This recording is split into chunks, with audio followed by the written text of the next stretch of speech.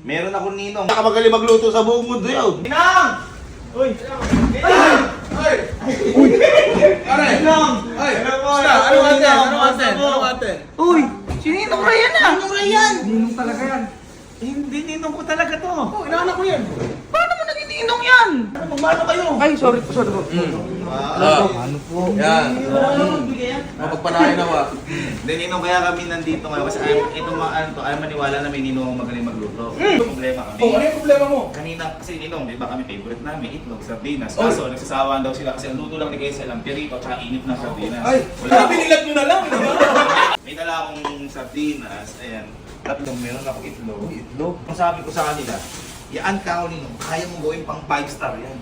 Kakain kayo ng sardinas na hindi nyo nakikita yung sardinas. Ha? Paano nangyayari yun? Gawin na natin. Gawin natin. Sige. Wala! Ang galing! Wala!